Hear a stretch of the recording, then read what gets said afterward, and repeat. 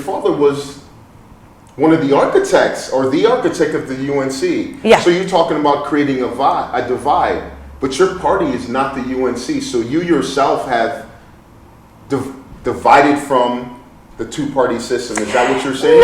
No. I'm not talking about divided party. I'm talking, step aside from any name of any party. We've had the DLP, Right. we've had the ONR. What I'm saying is, this political system as it has been is based on tribal politics. I am Ron Millington.